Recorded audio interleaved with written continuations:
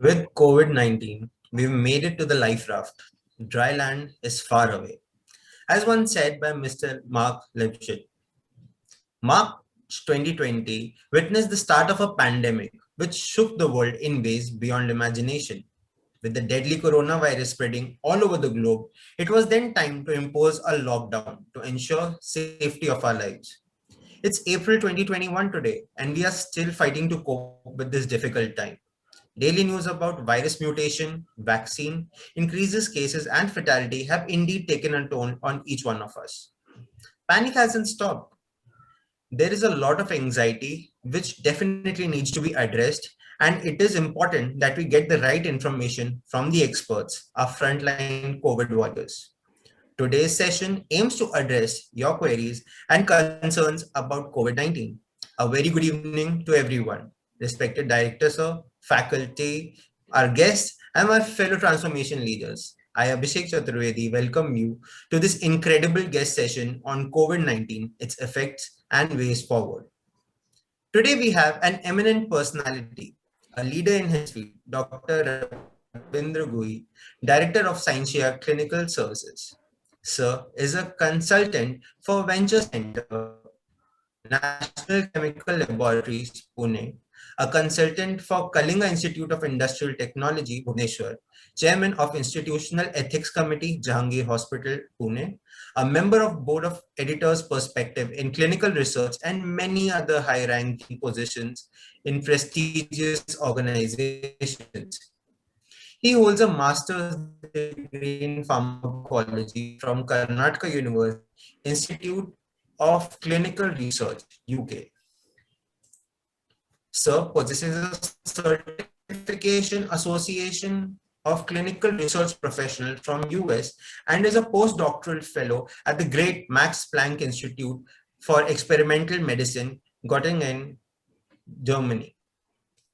He is presently a PhD guide at the Symbiosis International Deemed University and has published more than 70 research papers. Sir, I would now request you to address the audience.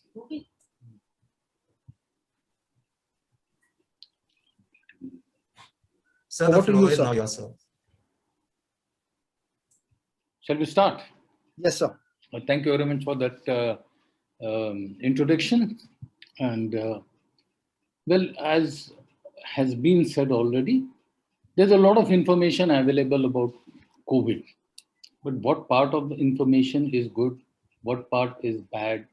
How much we should bother about it? How much we should ignore? That is something which people don't seem to understand. And I see around me a lot of panic, a lot of fear, anxiety, depression, and all sorts of emotions that I see among people. I see people taking decisions, not all of which are very, very wise. Some are extremely illogical. And let me say, it is not only people, it's organizations also, the governments also sometimes take decisions which may not be scientifically very much valid. So let us look at this pandemic. What are we facing and what do we expect? What can happen and what may not happen? So this is a virus. This is the artist's uh, picturization of the virus. It has this peculiarity of spikes. It has a capsid, a membrane, an envelope, and the internal genetic material which is in the form of RNA. This is a coronavirus which is related to two other diseases, or it has sister viruses which have caused the SARS and the MERS, the Mid Eastern Respiratory Syndromes and the serious acute respiratory syndromes. So this is a virus which was known, or the family is a known virus. It is not something which has been made in a laboratory or anything of that sort. The WHO team which investigated the appearance of the virus in China came out with a clear-cut statement that it has come from bats. Whether it has crossed through another this one, we will see. How does the infection spread? The infection spreads through droplets. Whenever a person coughs or sneezes, there are droplets of saliva which come out of the mouth. They come out with full force. These droplets have been studied, their composition is known, their sizes are known. We know at what speed they come out and how much distance they travel before they settle down because they are heavier than air. Of course, recently, that's on 16th of April, Lancet published a paper saying that it might be transmitted through air also. But remember, this is a paper, it's a research paper which has appeared in Lancet. Agreed that Lancet is an extremely respected journal, but that does not mean that it's 100% right. Because if the disease is transmitted through air, then a lot of our management systems will have to change. As yet, this is not an accepted theory. How does the transmission take place? It has been identified that the transmission or the virus resides in bats. From bats, the species it has jumped to, one, it has jumped to camels, it has jumped to pangolins, and either through camels or directly through bats, it has come to man. From the man, it has gone to the households, to the community, and from the healthcare professionals, it has gone to patients. So that is how the total spread has taken place. So anyone who is having a camel at home, be careful that animal is able to transmit the disease and spread it. What about the common animals that we have, cats and dogs? Nobody really knows whether cats and dogs transmit disease.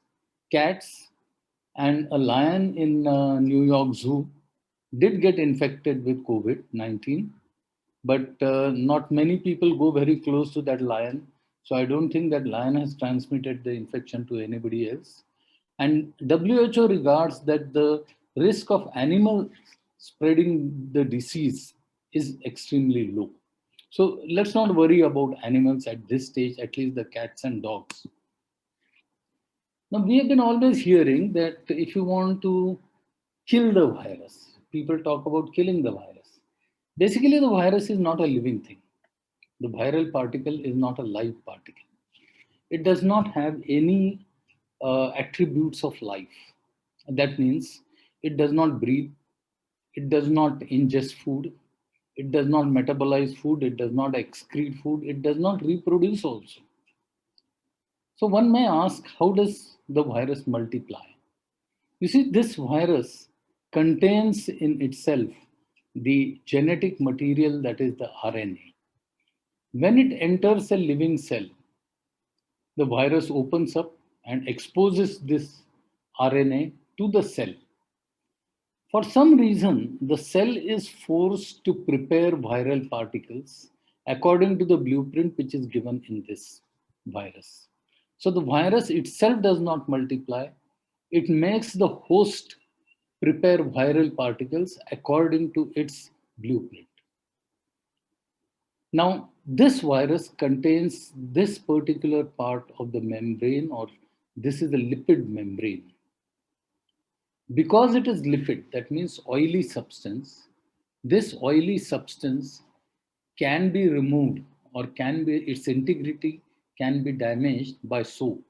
You all know that if you have got oil on your hands, you wash it out with plain water, it won't go away, but you apply soap, it goes away because soap will interact and make oil miscible with water. So that is why washing your hands with soap for at least 20 seconds, that's a time given, helps. The second thing is alcohol. Most of the proteins, these proteins can be damaged by alcohol. Alcohol damages proteins when it is used in a concentration of above 66%. So they say that 70% alcohol is normally used in the laboratories to disinfect areas, and that is why hand sanitizers should contain at least 70% alcohol. Another chemical that can damage the integrity of this particle is sodium hypochlorite. It is used commonly for sanitization of areas and non-living surfaces, but it's quite a toxic compound, a corrosive compound. That's why it cannot be used on the body. Now, people, as we say, we're talking about mutants and the mutations. Exactly what is a mutation? A mutation is a sudden change in the genetic material. It can be good, it can be bad. Mutations take place in the human body also. Mutations take place in all animals. And it is said that evolution or development of the human being, starting from the lowest animal, is through mutation. That is the theory of Hugo de Vries. Now, mutations may be senseless mutations, may be sensible mutations. Mutations may lead to a good organism, may lead to a bad organism. We really do not know. But normally what happens is that when viruses mutate, they generally become less pathogenic. This is the general trend. I'm not saying every virus will become. In biology, there is no absolutes. It's only trends, possibilities, probabilities. Generally, it will become less pathogenic and it will become symbiotic with human beings. Right? Now, the reason why I expect that this is going to happen is, let's look at this. Symbiosis has a particular advantage, and I need not tell Brigadier Divekar and his people what is the advantage of symbiosis. This is the wolf, Canis lupus. It's a wild carnivore, indigenous to North America and Eurasia. It competes with humans for hunting. It's not friendly with humans. And it competes with us for the same food stocks. It has been hunted relentlessly by man for the last 20 to 30,000 years. Now look at this. This is a dog, Canis lupus familiaris. It's a variety of a wolf. Originally a wild carnivore indigenous to North America and Eurasia, started cooperating with man about 20,000 years back. And today, what is the condition? That the dog has been living in luxury, protected, fed, and taken care of by man. So symbiosis. The dog has become symbiotic with a human being. Now the dog doesn't have to struggle anymore. If you might have, some of you might have read Nani Palkhiwala's little piece in which he says his dog eats, doesn't have to pay for it. He lives in a nice house, doesn't have to pay for it. He's taken to a doctor, he gets all medication, doesn't have to pay for it. And he makes a comment in the end. He said, my dog has become a politician. So he doesn't have to pay for anything. So that is what has happened. From a wolf, which was hunted continuously, which is still hunted, some of them became dogs and they have changed, their life has changed totally. Now, this is the advantage of symbiosis. Now, the virus, as I said, does not reproduce on its own, reproduces only inside human cells. If it starts killing human beings, the virus will also be extinct. If the virus has to survive, it has to allow the human being to survive. That is why I feel that the virus will become less pathogenic and will live with the human beings forever. This is what has happened with the cold virus. The cold virus mutated, and there are more than 200 to 250 mutants of the cold virus available today. They come and go. They don't do much to us. 2 3 days, we sniffle and we have a bit of cough, and that's about it. And we are out of it. But it's also difficult to find a vaccine for such a organism. We have no vaccine for cold. So that is what may happen finally with COVID. Who are the people who have a risk for this infection? People who have diabetes, hypertension, asthma, chronic obstructive pulmonary disease, those people who have had cancer and are being treated for cancer by immunosuppressives or by radiotherapy. Immunosuppressant drugs, most of the anti-cancer drugs are immunosuppressive. They reduce the immune response of the human being and they expose the human being to a lot of infections.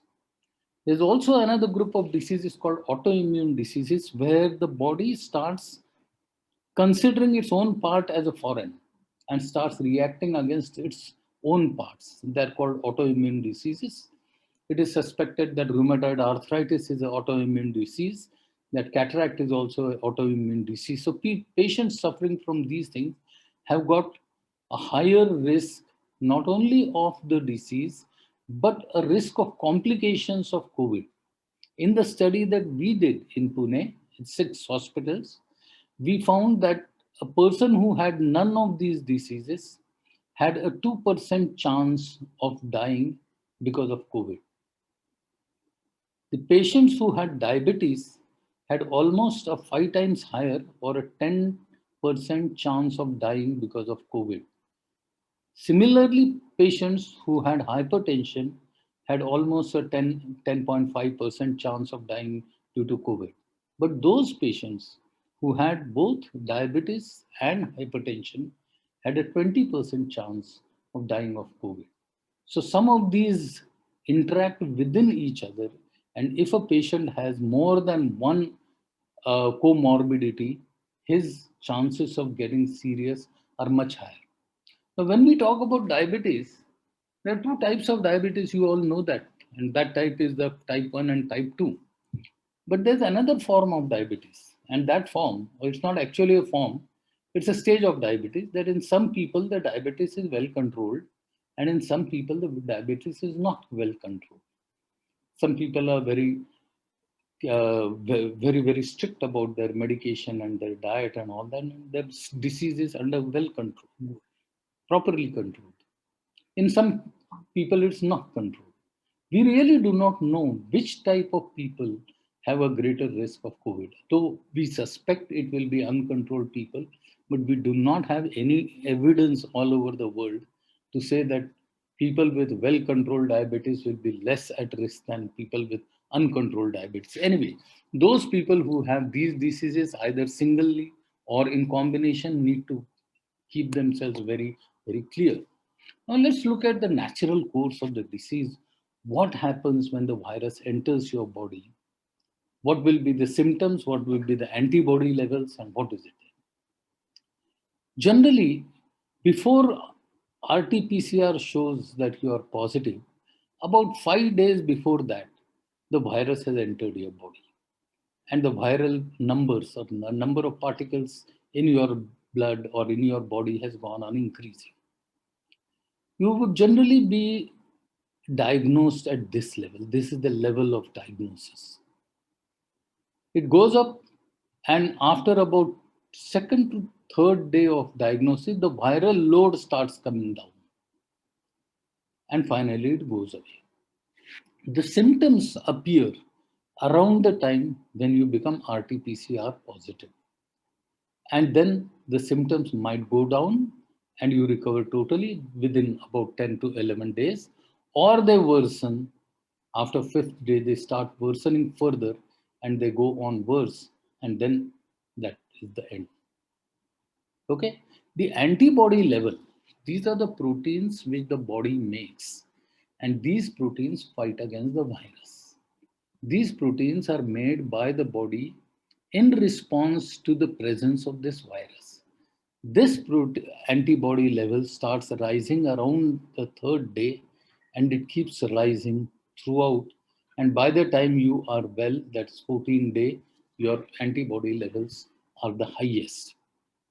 A question is often asked that when a person becomes RT-PCR positive, for how many days does he remain infective?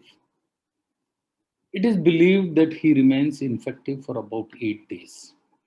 After 8 days, he may remain RT-PCR positive, but that does not mean that he will infect others. RT-PCR basically detects the virus or particles of the virus. It detects actually the genome of the virus, the RNA of the virus. Even if the viral particle is broken, it is ineffective, it is useless, it's no longer pathogenic. RT-PCR can detect it. So what here RT-PCR is detecting is probably something which is not infectious. There are parts of the virus, broken down parts of the virus, which have been broken by the antibody, and they're slowly being thrown out of the body. Now, so a level it is drawn somewhere here. A line has been drawn that this is the place above which the person is infective, and below it, the person is non-infective. Now, being infective and non-infective are related terms. Because if the person sitting next to the patient is a very healthy person with high immunity, he is not going to get infected.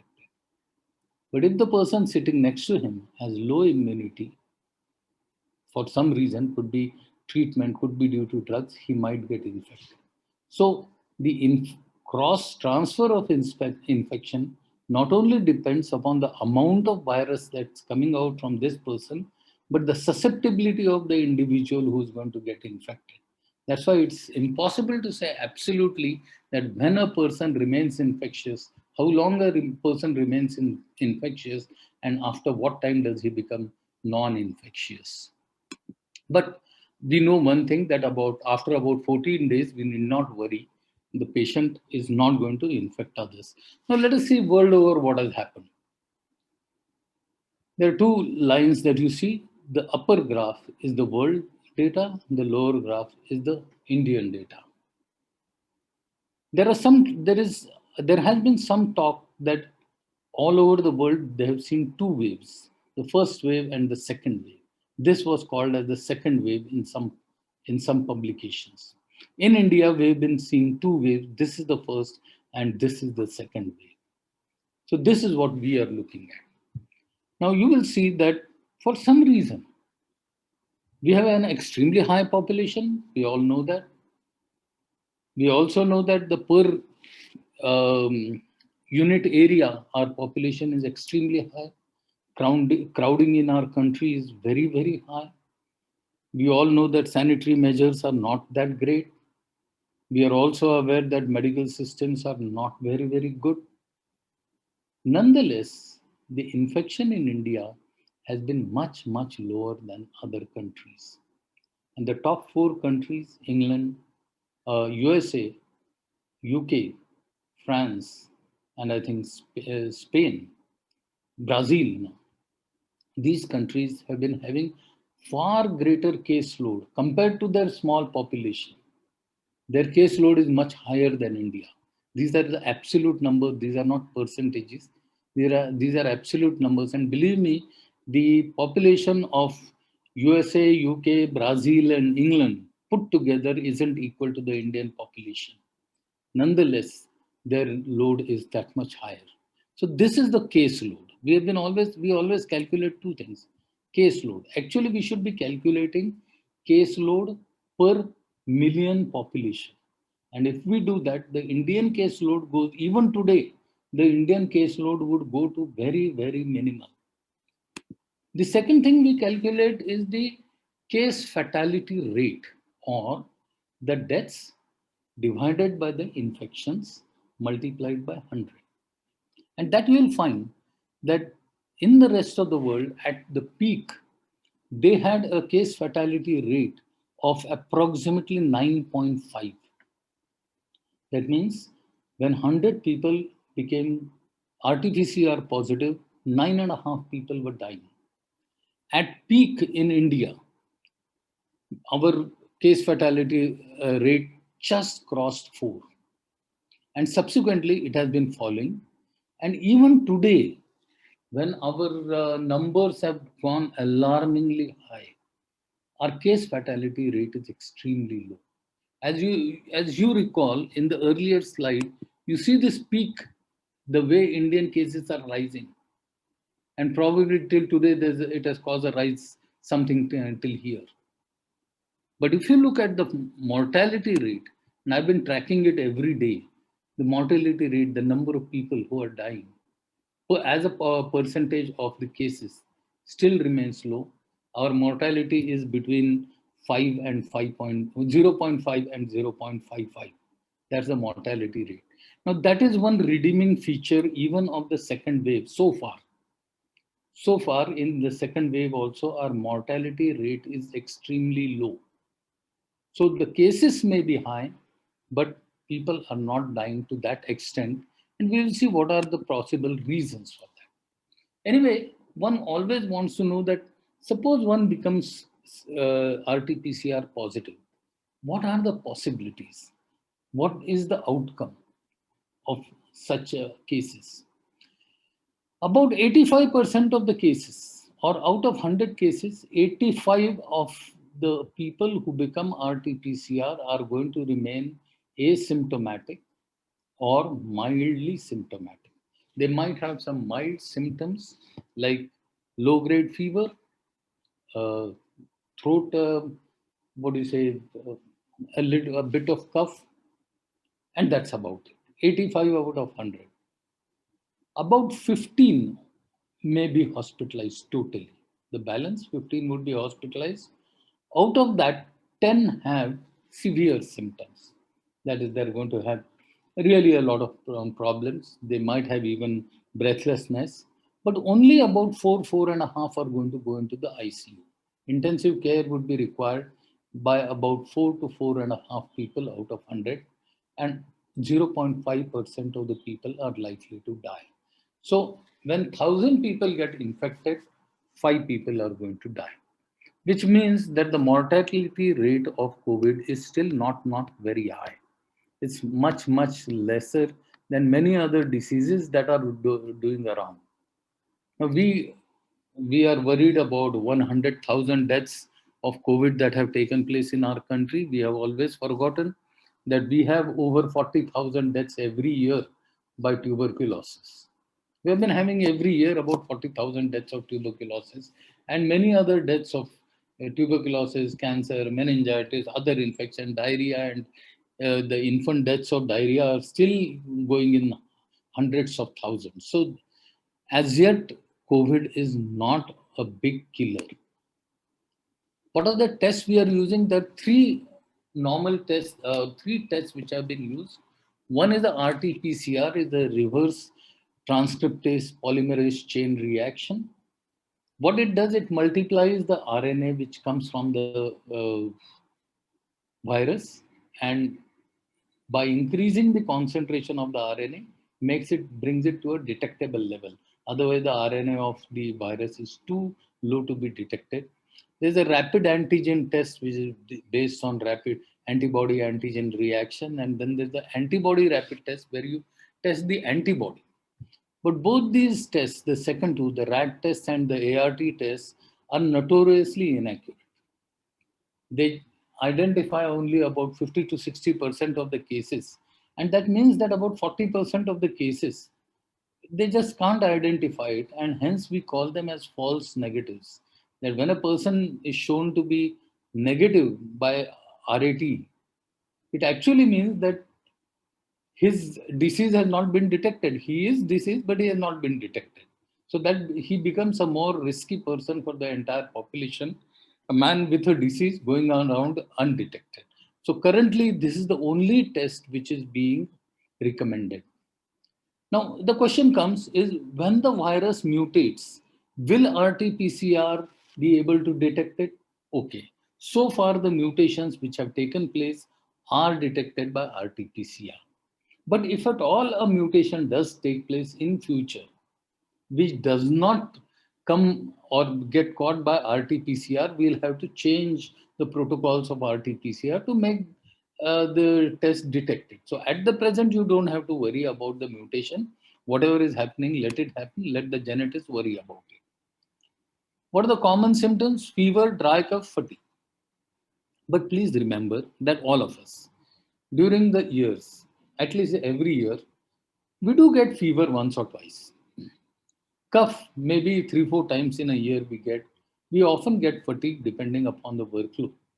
So every case of fever, dry cough, and fatigue is not COVID. Please get this out of your mind that every time you have fever, you start panicking that you have got COVID. That's not right. As a matter of fact, I don't know if there are any doctors here, they will realize that when they start studying medicine, when they study the symptoms of any disease, they start feeling that they already have those symptoms. So this is a phenomenon known for about medical students. So don't get into that sort of fears. Every every fever, dry cough, or fatigue is not COVID. There are other symptoms: loss of taste and smell, nasal congestion, conjunctivitis, sore throat. But as you will see, these are all very common things which happen. So just because one symptom comes in, you don't need to jump to a conclusion that you have got COVID. But if this worsens, then you should get it checked. Also remember that 85% of the cases do not require hospitalization. So do not go and start occupying hospital beds. Actually, that is what has happened. Many people who are in the hospital should not be in the hospital. That is why there is a tremendous shortage of hospital beds. There is shortage of everything because of this. So what is the management?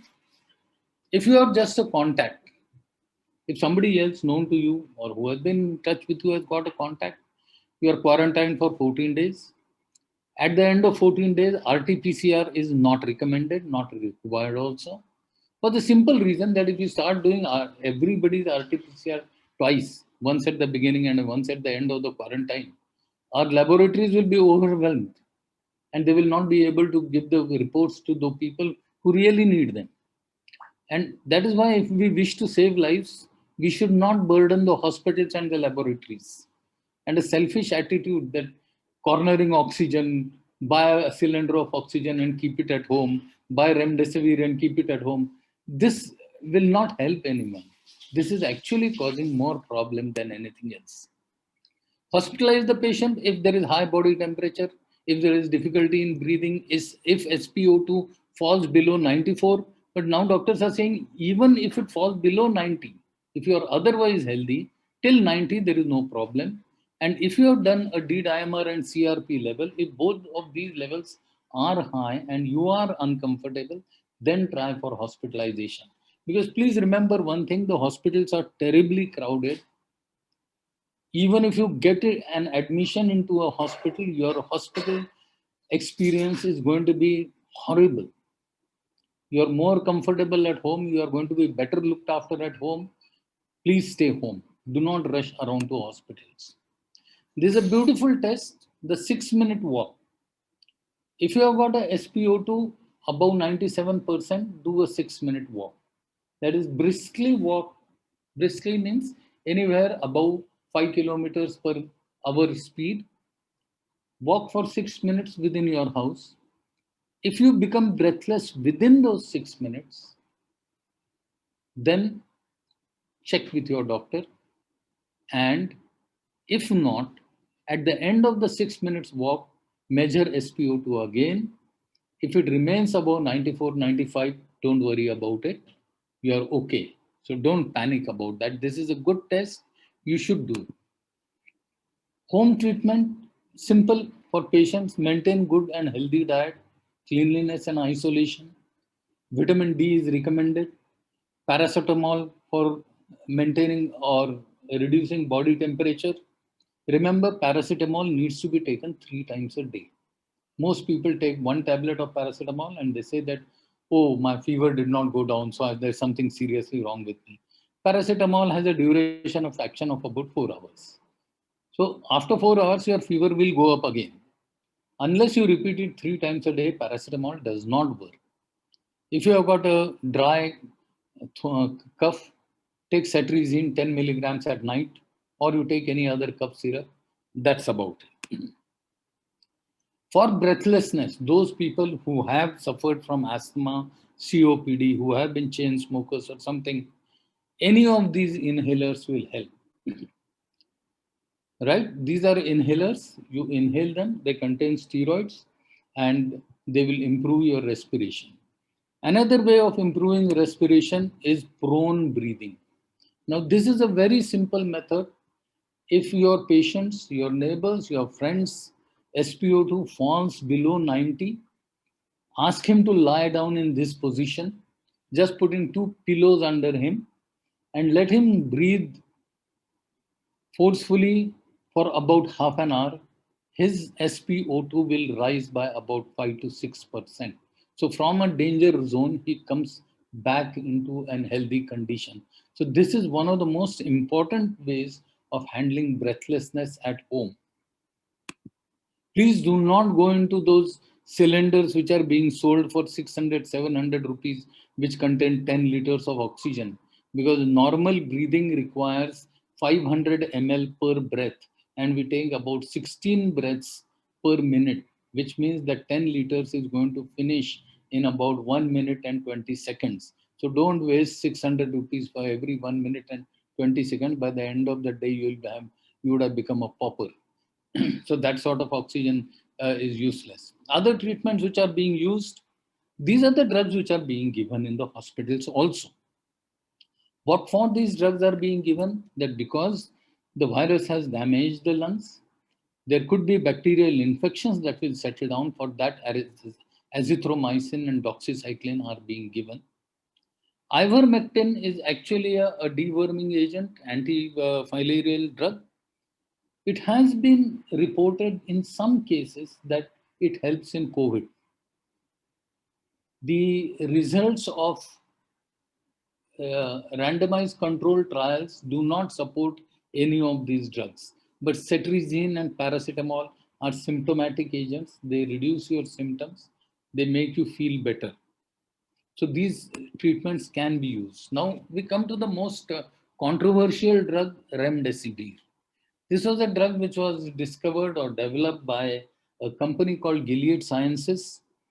It was actually prepared for Ebola virus, and it was tried in Congo repeatedly, and it was found to be useless. So it was in 2020, Gilead got this idea that let's push this drug for COVID. And the Americans were very much for it. But before the Americans could complete a trial, the Chinese and then in mainland China and then in Hong Kong, they conducted about 4 or 5 trials with remdesivir. All these trials showed that remdesivir had no effect at all. The WHO conducted a huge trial on 12,000 patients. The trial was called Solidarity, and it showed that remdesivir seems to reduce the time of recovery slightly from 15 days to 10 days. That was the averages. I'm not talking about absolutes. From 15 days to 10 days, but there was no effect on mortality. So WHO concluded that remdesivir does not seem to be useful. The trial, which was conducted by the National Institute of Allergy and Infectious Diseases, the director of which is Anthony Fauci, who is very, very keen on remdesivir, showed that certain types of patients improved with remdesivir. But remember one thing, all the trials conducted in China, Hong Kong, and this side have repeatedly shown that remdesivir is useless, and the trials conducted in America have shown that remdesivir is very, very useful. The day the results of ACT trial came, the shares of Gilead Sciences rose up by $22 per share. So that was the effect of the trial, not on the patients, but at least on their health. It was very, very useful. The Chinese have pointed out that East Asians have a different protein called polyprotein 1AB. There's a difference between this protein in the East Asians and the Americans. And this is the protein which is the target of remdesivir. So the Chinese are now saying that it's possible that there is a genetic variation between East Asians and Americans. That is why Americans find it useful, we don't find it useful. If that is true, then I really do not know where do Indians fall. Are we like Americans or like East Asians? But one clinician in our group of the, what do you call, there's a group of scientists working on COVID. When I asked him about what is his experience of remdesivir, he said, we have tried it out in a number of cases, very serious cases, which required remdesivir. Unfortunately, even after giving remdesivir, none of them survived. So personally, I'm not at all in favor of remdesivir. And many of the doctors with whom I have talked to, they say that there are only 2 drugs which seem to work. Now, I've brought some results of remdesivir. This is the result of the NIAID trial. The mortality rate with remdesivir is shown in blue, and the mortality rate with the placebo is shown in red. You'll find that the shaded areas, they seem to merge into each other. That means the standard deviations are merging, and that the difference between the 2 drugs does not seem to be statistically very significant. But the Americans say that it is significant. P value is less than 0.001. but there is a lot of controversy about it. You would all recall that early last year, there was a lot of reports that plasma from patients who have recovered from COVID will contain high amount of antibodies, and therefore that plasma would be very useful in treating patients of COVID. So one of the earliest trials which was begun was the Placid trial, which was conducted by ICMR. It recruited 464 patients all over India. 235 patients received plasma and 229 patients were controlled. The death rate in the plasma group was 19%, and the death rate in the control group was 18%, showing that absolutely no difference was produced by giving plasma. ICMR therefore made a recommendation when they published this paper. I think it came in Lancet in November 2020, that plasma does not work. But I'm surprised to see that sometimes even now people are prescribing plasma, and there are relatives of patients running around for plasma. So please think about it, that do not try to search for this sort of drugs. What really works, most of the doctors have said two drugs or two things. One is oxygen, whether it is given by plain mask or whether it's given by intubation, mechanical, whatever it is. Maintaining the SpO2 above 94% seems to save maximum number of lives. A drug which saves a large number of lives is dexamethasone at 6 milligrams per day dose for 10 days. Currently, there's a study going on to find out whether 12 milligrams of dexamethasone will it save some more people, but the results of this study are not in. So finally, what happens is that the treatment of COVID depends on God-given oxygen, and one of the cheapest drugs, dexamethasone, which probably costs a rupee or even less than a rupee a day, and that sort of drug seems to be working, whereas this so-called remdesivir and tocilizumab and all these big favipiravir, these drugs do not seem to be working at all. Now, what is the problem that is taking place? One study which was conducted in Hong Kong, they found that out of 500 patients, not patients, healthy people, because of this COVID pandemic, people were going into depression and anxiety. And they found that 31 people out of 500 shared above, shared below 10% of the people had very severe depression. They were going into very severe depression. Others were going into, many more people were going into moderate and mild depression. A study in China also showed that the higher frequency of social media exposure is increasing the likelihood of having anxiety. We keep on receiving messages on WhatsApp. A study from Delhi also observed the same thing, the prevalence of depression, stress, and anxiety. You receive a message on WhatsApp that this is happening, a new mutant has come, what has happened in Bihar, this thing has happened, there is no oxygen here, oxygen is leaked. Somewhere today there was a leakage of oxygen. I don't know, in Nasik something happened. So that is causing a lot of anxiety and stress. One of my friends whose husband was having COVID, he started going into stress, and his doctor told him, shut down your telephone, put off your mobile, switch off your TV, and do something else, read a book or do something else. I also recommend that don't go too much into these news. Don't go on continuously watching the news, how many numbers are taking place, how many are dying. It's not going to cause you any good. And you can't help you can't help the situation by just getting anxious and depressed. So leave it alone. Try to keep yourself happy and healthy. We all know that mental health is extremely important, and mental health and physical health go hand in hand. Depression and anxiety reduce immunity. They increase disease conditions and delay recovery. So just keep free from all these anxieties, shut down all these things, switch off your TV, it's no help at all. Read a few good books, take exercise, enjoy yourself. And I think we will come out of this thing. Currently, we are having a lot of importance being given to vaccines, which it should be given. 3 vaccines have now been cleared in India. Sputnik has not yet started being used in the people for vaccination. We have Covishield and Covaxin. Covishield is the one which is produced by Serum Institute. Covaxin is from Bharat Biotech. Both are good vaccines. Whereas Covishield is a mRNA vaccine, it's a part of the viral RNA which is being used. In case of Covaxin, it is the inactivated virus which is being used. Currently, the report suggests that Covaxin has a better efficacy than even Covishield.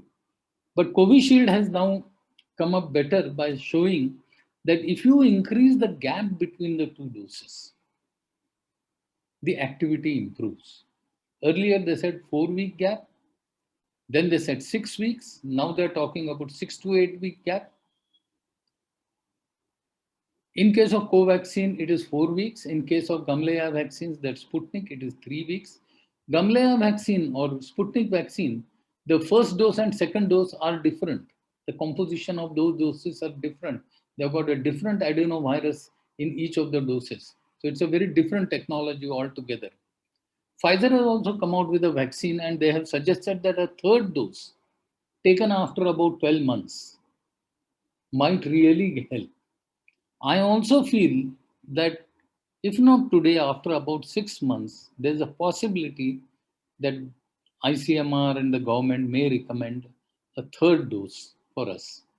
At the present, they are recommending only 2 doses.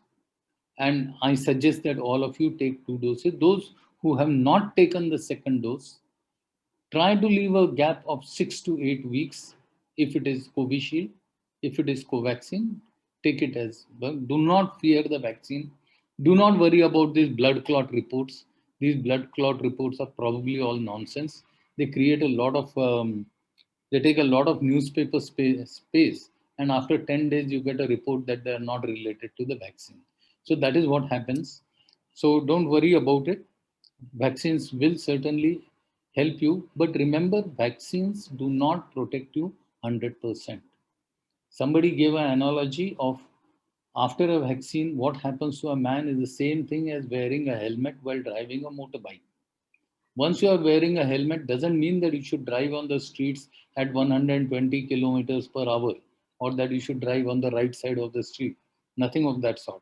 You have to take all normal precautions, maintain distancing, wear a mask, keep your hands clean, sanitize your hands, use what else? Keep washing your hands continuously. That will keep you healthy. So, yeah, all those things keep yourself clean. So that is all that will help. And please do not go into a panic mode. Do not start holding oxygen and remdesivir and now other new drugs which come in. That will not help you. It is all useless. And let us hope that you will all come out of it without any problem. If you have any questions, we will try to answer them. I've tried to keep my talk at a level which most of the people will understand. And if you have any more detailed technical question, I'll try to answer it, but I don't promise giving you an accurate answer. Thank you. Thank you, sir, for such an in-depth insight into the issue. And it has, I believe, really helped all of us understand this much better, to prepare for it much better, and as you say, stay healthy. We will now take questions. I would request everybody to put their questions in the chat box so that it is easily accessible for us to read.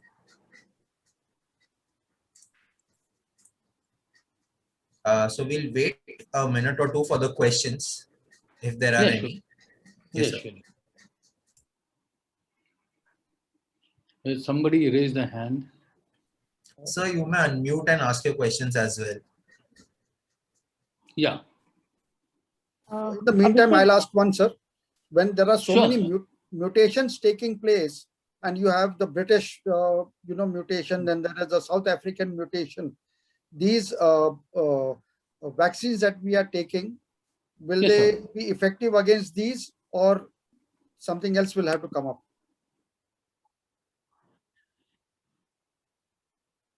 No, I didn't get you, sir, because the internet connection was unstable. Okay, so we keep hearing of the mutations that are taking place. Like you have got the British virus, British mutation or the South African mutation. So in India, we are taking either Covishield or Covaxin. But will they protect us against these mutations? So far, they have been. So far, the mutations that have taken place and the strains that are found are being covered by our vaccines. Nobody can tell of the future because you will note that now they are being named after countries. After about 100, 200 more mutations take place, we'll run short of countries. We'll have to name them after cities. And then maybe we'll have to name them after people. So you'd have a Divekar mutant and a Chaturvedi mutant also. I really can't tell about that. Okay. Nobody knows what is going to happen in the future. And just one more, there was also the talk about herd immunity initially. Now we don't Yes. hear about it, but the cases are going up. Why isn't herd immunity taking place? Herd immunity will take place, especially since our people are behaving like a herd. See, it will take place, but it takes a slightly, it has been estimated that when about 70% of the people get immunized, either through vaccination or either through infection, even those people who get infected, they develop antibodies and then they become resistant to another infection. For example, a person who has got smallpox once doesn't get it again, or a person who has got chicken pox once, you don't get chicken pox again. So that's the immunity that develops. Now, it is estimated that you require about 70% coverage in order to develop herd immunity, and we have not reached that. The total number of infections in our country is today, what does it stand at? 1 crore and 40 lakhs or something of that sort. That is not even 10% of our population. We need about 70% to get a herd immunity. So we're still far off.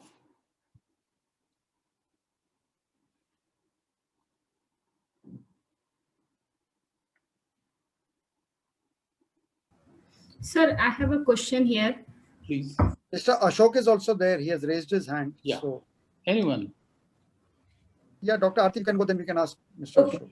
So my brother-in-law has got both the doses because he's a doctor. He got one dose in January and then again in the February. But now in the month of April, now he is COVID positive.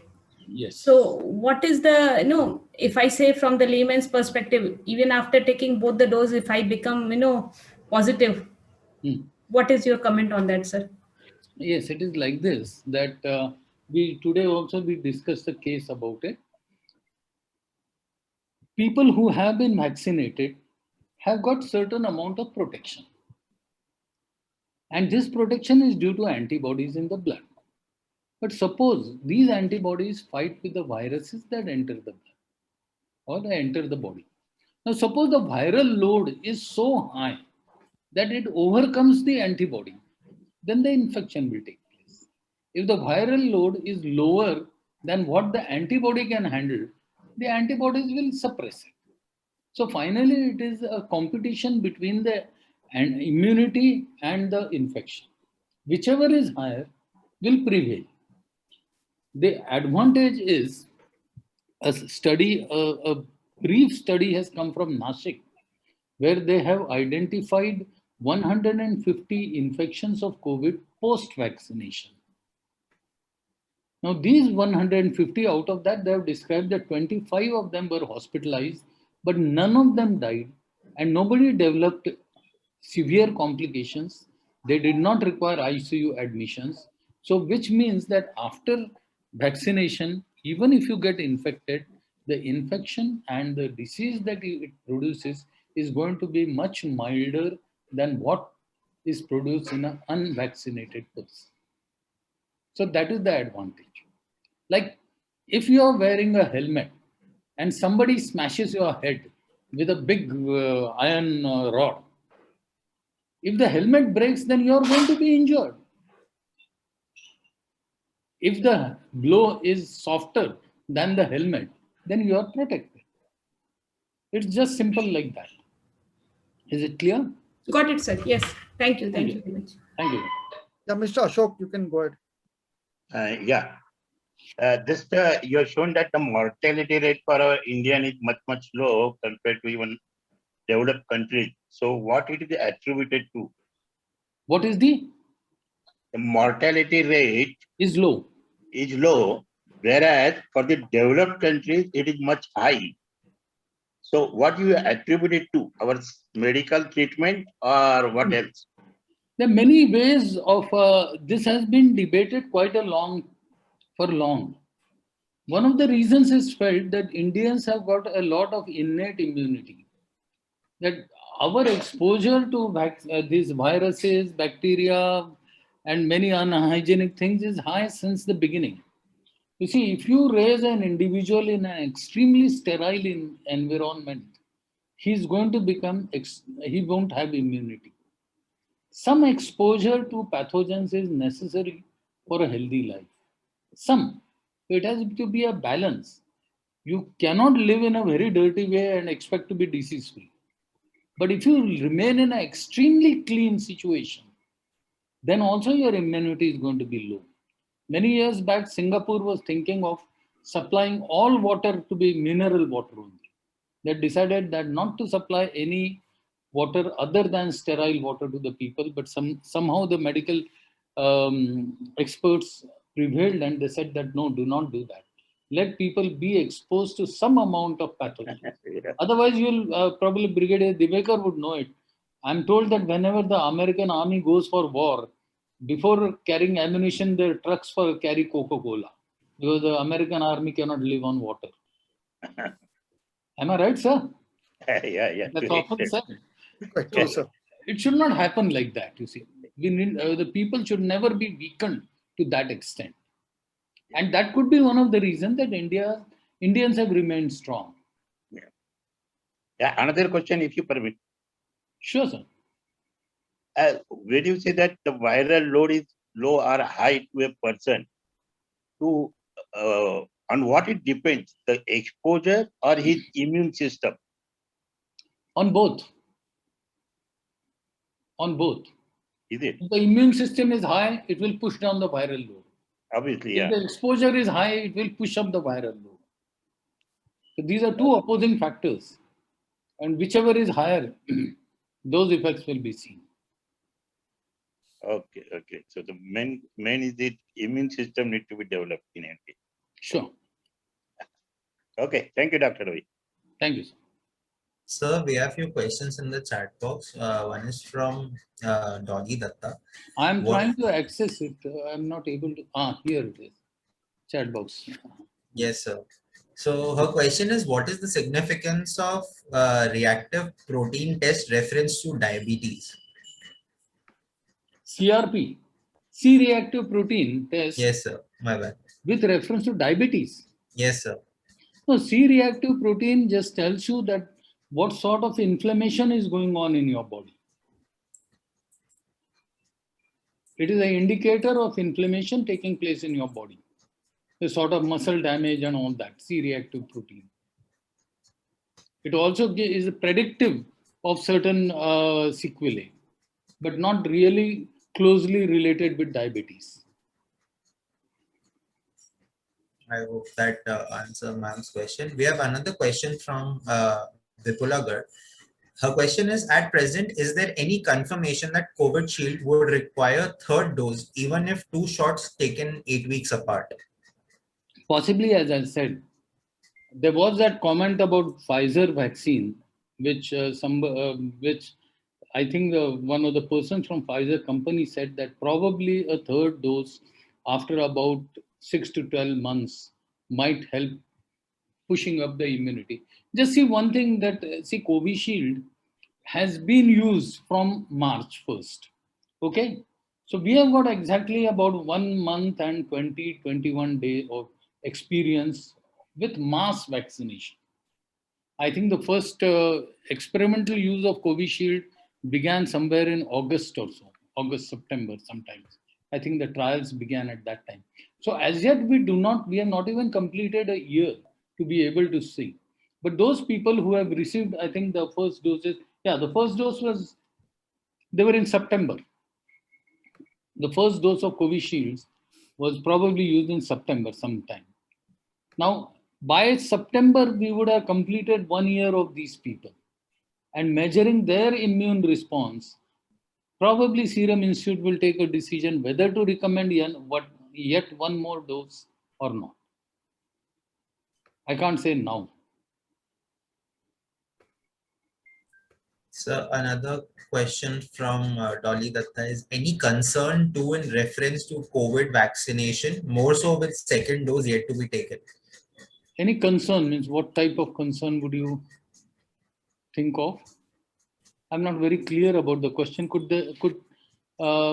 Ms. Dolly please repeat it? So we have two more hands raised. No, could we have that question of which was asked, because Yeah, I didn't she will. understand. I didn't understand the It question. is a reference to C-reactive protein CRT test.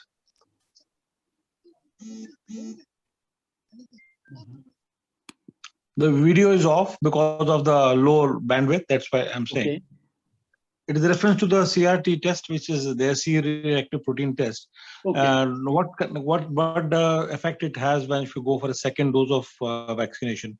If it is high or low, then it has any reference to that, sir? No. It has nothing to do with the vaccine dose.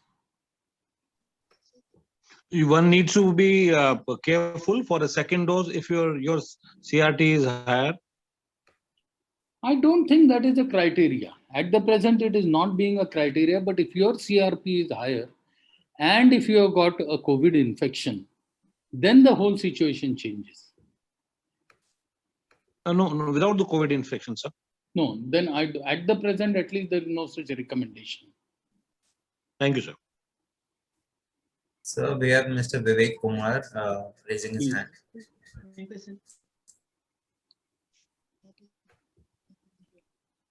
Vivek, sir, you may unmute. Hello, good evening, sir. Good evening.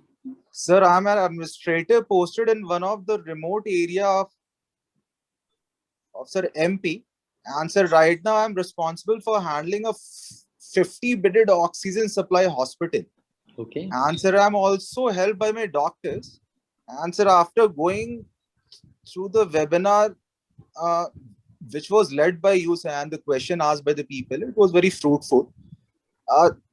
Sir, one basic question which is striking my mind is, first of all, we are in the shortfall of the remdesivir right now at our CHC hospital.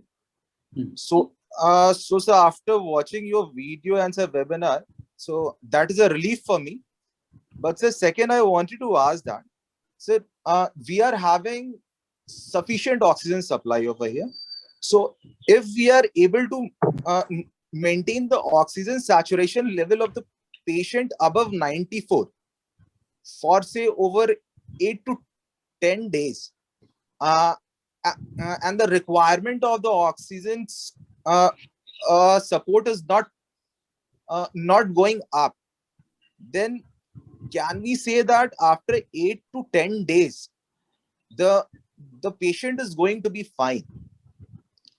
And so from the medicine point of view, all the basic medicines that you showed on the PPT, these all basic medicines are given by the doctors over here in the hospital. You see, remdesivir is required only for 5 days. There's just a 5-day dose of remdesivir. And remdesivir doesn't work when it is used in the last stages. So if your patient has continued for 10 days and he is on oxygen, most probably he'll pull through without any problems. Most probably. But your doctors might be using dexamethasone also, because most of the doctors are using it. And I don't think anything else will be required. So the absence of remdesivir should not affect your figures very much. Sir, I have one more question, sir. If talking from the vaccination point of view, sir. Yeah. Sir, if a person is allergic to penicillin and sulfite, then don't worry. Penicillin has nothing to do with this. Sulfonamides have nothing to do with this vaccine. Sir.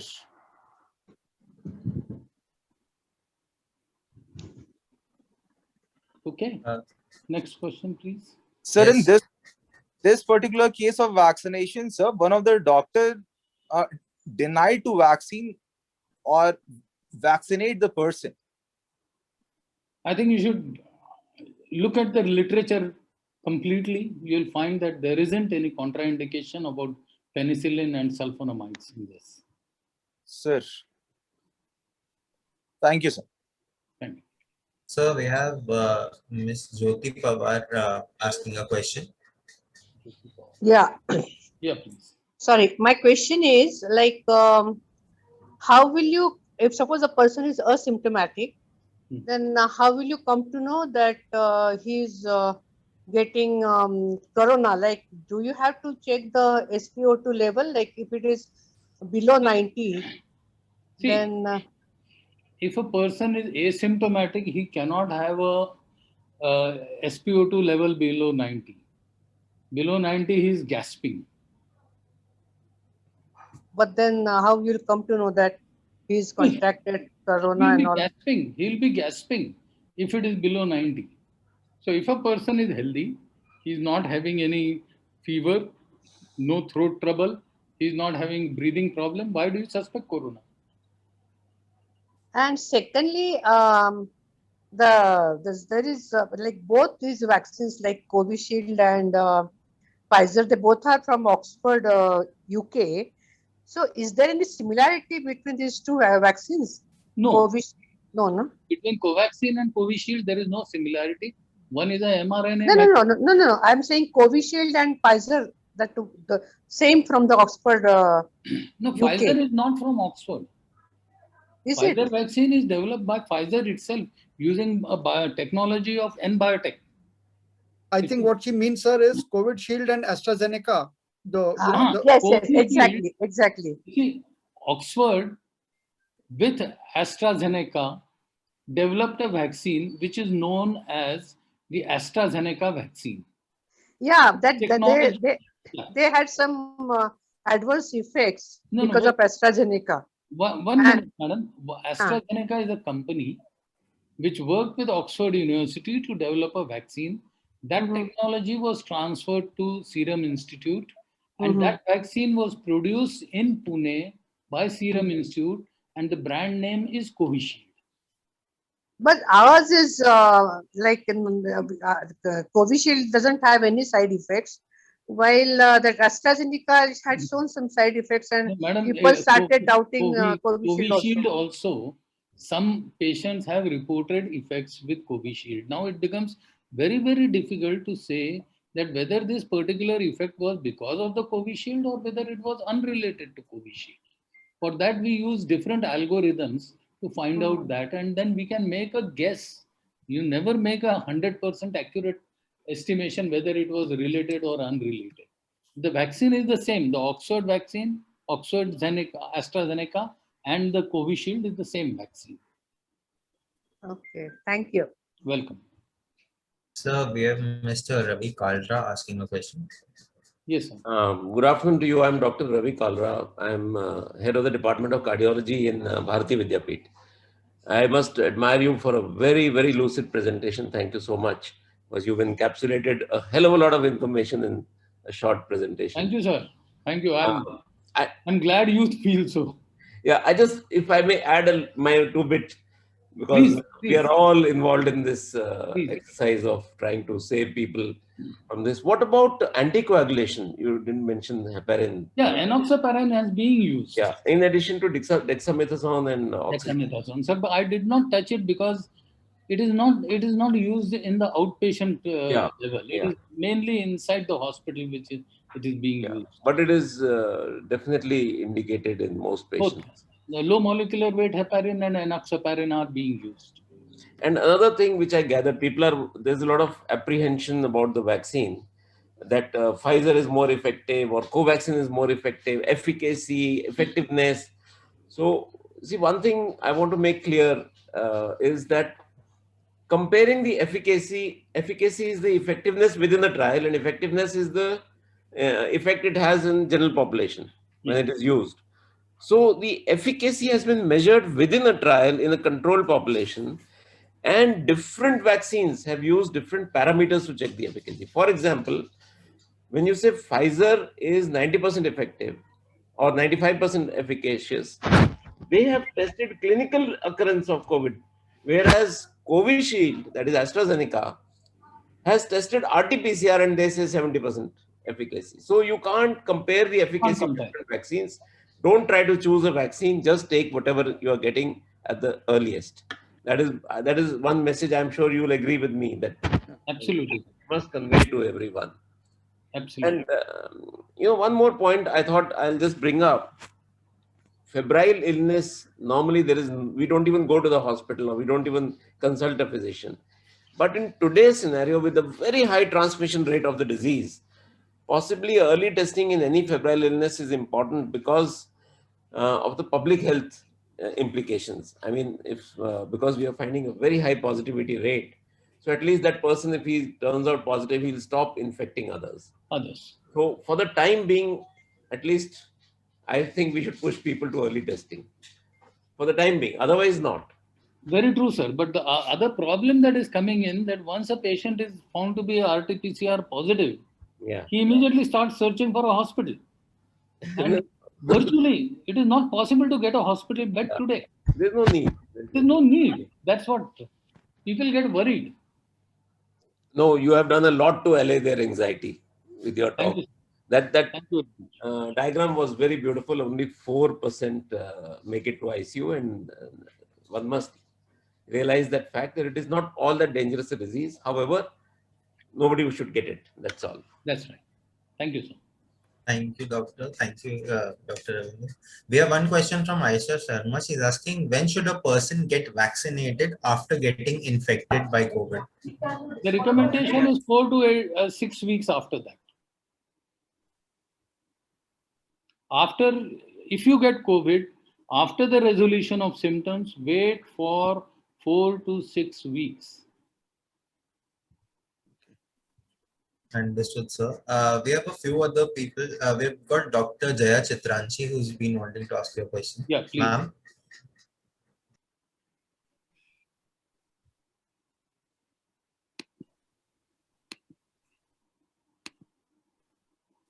Dr. Jaya.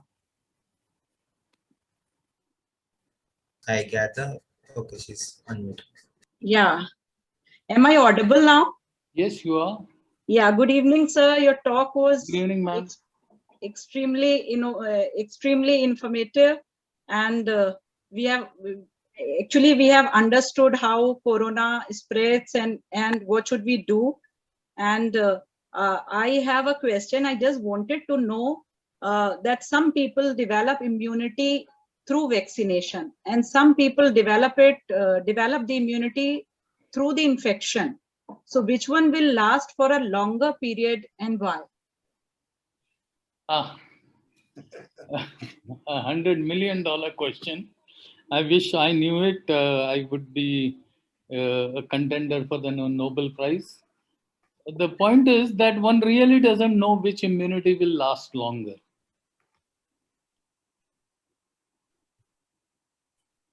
Okay, sir.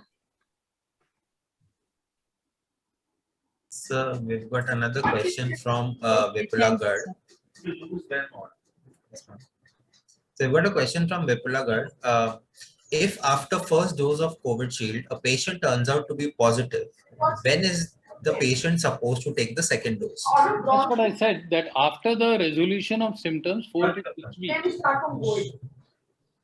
After the first dose, the patient becomes positive.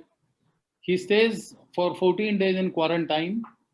If he has no symptoms, also after 14 days, calculate 4 to 6 weeks. After that, you can take it. Second dose. Also, follow-up question is, in outpatient, is use of EcoSprint required at all? Actually, the recommendation is that if you are on EcoSprint, do not stop it. Continue EcoSprint. Do not stop it. Sure, that answers the question. We have Uma Shinde wanting to ask a question. So, yes, Dr. Shinde.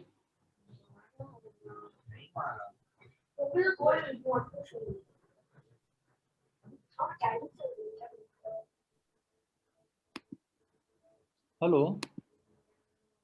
I guess they are facing some technical issue. We have Shweta ma'am asking a question.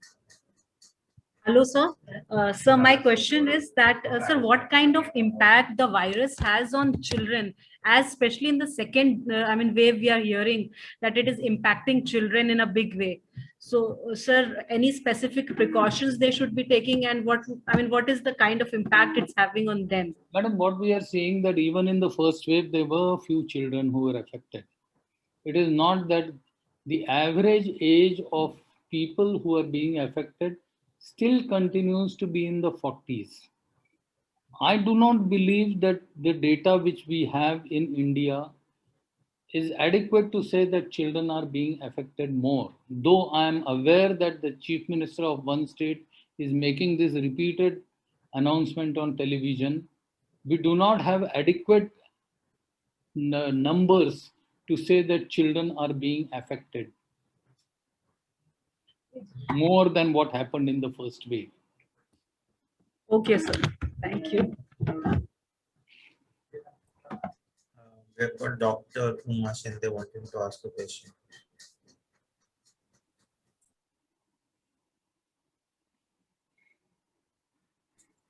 I guess there's a technical issue. For her, if there's anybody else who wants to ask, can ask. They can ask. Yes, sir. We've got Vipulagarh asking, not that the patient is already on Ecosprin, and when do they start it? The patient is not on Ecosprin. Yes, sir. And the patient, is the patient symptomatic or asymptomatic? Vipulagarh, if you could please unmute yourself. Yeah. Hello, good evening, doctor, and thanks a lot for such a knowledgeable information that you have passed on and patiently listening to our questions. Sir, I just wanted to ask that in the first go, when the patient has been diagnosed with COVID and he went to the doctor, the patient has been advised to start with Tamiflu along with Ecosprin, although the D-dimers were not checked before. So is it right to start the medications the moment you are diagnosed with COVID, or there are certain criteria to starting them before? You see, for Ecosprin, you mean for Ecosprin and Tamiflu. Tamiflu. Yeah, for Ecosprin. See, currently, the feeling is that Tamiflu or Favipiravir is useless. So it is not really necessary to start Favipiravir. I would recommend you start with Ecosprin. Okay. Ecosprin you can start with. And Fabiflu? Fabiflu you can start, but it doesn't really matter. If your doctor has advised you Fabiflu, then I suggest you begin Fabiflu as per your doctor's advice. Okay. It has been advised as per CT report. With RT-PCR it was coming negative, but the CT Please go with your doctor's advice, because madam, please go with your doctor's advice, because he is going to look after you or she is going to look after you in case anything happens. So always go with the doctor's advice. Thank you. Thank you, ma'am. Dr. Goyal, may I ask? Thank you, doctor. Sure, sir. Dr. Goyal, 2 questions. Firstly, excellent talk. Thank you so much.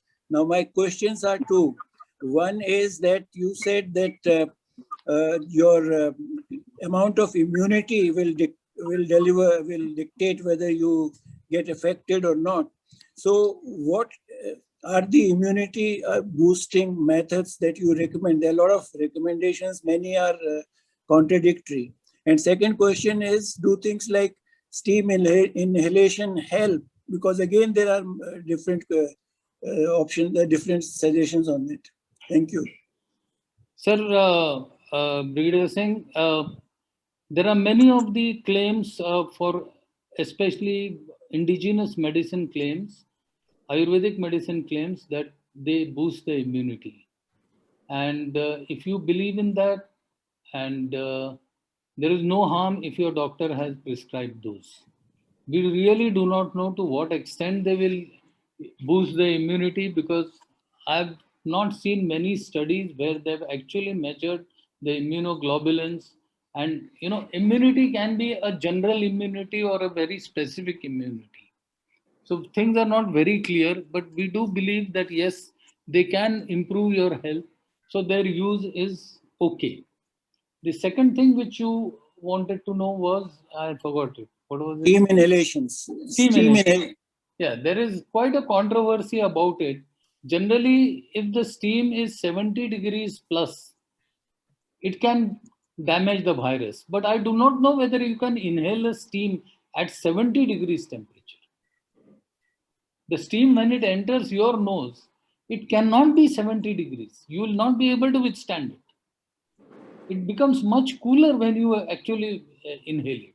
So it might clean the passages, but I don't think it can kill viruses. Okay, thank you so much, Dr. V. Welcome, sir. Sir, we've got Dr. Datta wanting to ask a question, sir. Yes, sir. Very good afternoon to you, and it's really very informative session, and I must thanks to Dr. Divakar as well. Sir, my one question is that C-reactive protein, if it is, it's supposed to be less than 5, if it is going more than 15, 16, then what is to be done? And second question is, if the D-dimer test, if it is more, maybe you can say in between 500 to 1000, what is to be done in that case? Sir, nothing has to be done. These are biomarkers. C-reactive protein and D-dimer are biomarkers. We directly do not treat the levels of D-dimer or CRP. As the disease goes down, these things will go down. We have no therapy directed towards CRP or D-dimer. Okay, so that means it is related to the COVID. The moment you can see that things under control, this will automatically come down. They will automatically come down. So you don't do anything specific for them. Okay. No specific medicine, or you can say no medicine for them. Even, sir, in diabetes, our medicines are not directed towards sugar. Our medicines are directed towards insulin. When insulin becomes normal, it will bring down the sugar. Thank you so much, sir. Welcome. Thank you. Sir, we've got the last question, I guess, from Dr. Shinde. What if RT-PCR is negative and a patient is symptomatic? What It may not be COVID. Patient is symptomatic. You see, there are other reasons for fever, for scratchy throat, for fatigue. There are other reasons. If the patient is RT-PCR negative, he doesn't have COVID, he has something else. Thank you so much. I would now request our director, Dr. Brigadier Rajiv Divekar, to deliver the vote of thanks. Thank you, Abhishek. Sir, I'm extremely grateful to you for taking this session. It's been very informative and illuminating. A lot of our doubts have been cleared, and the way you presented it has been, very easy to understand for the general man, who has no other knowledge about medicines or about the disease. So that's been put across very nicely. Thank you very much. A lot of our anxieties and fears have got allayed because of the way you put it across, and it has given us confidence, and that confidence leads to immunity boosting. So I'm sure that a lot of immunity would have been boosted in each one of us, because when you think positive, your immunity goes up. And like you said, somebody advised that put off the TV and stop looking at WhatsApp. Automatically, you will get okay. So exactly similar sentiments I echo. So thank you very much for sparing time for us. We did invite others also, not just my students, and I'm happy quite a few of them joined and have benefited from this. We look forward to maybe further associations on different topics which can help the students. So thank you very much, sir. Grateful to you. And thank you all for attending. Those who have attended, I'm sure it must have helped you all. And of course, the SIMS staff who've coordinated this, the academic team and the IT team. Thank you very much. Have a nice day. Thank you very much, sir. Bye-bye. Thank you, sir. Thank you, sir. Thank you. I really hope that this session could give everyone enough clarity to control even the slightest amount of panic that may trouble you. With the right information and proper precautions, we can overcome any unnecessary fear. Please know that there is a light at the end of every tunnel. Likewise, remember, you're not alone in this. We can and we will fight this together. Wear your mask, stay indoors, stay safe. Thank you and have a great evening, everybody. Well done, Abhishek. Good. Thank you. Thank you, Dr. Ravindra. Thank you very much. Thank you, sir.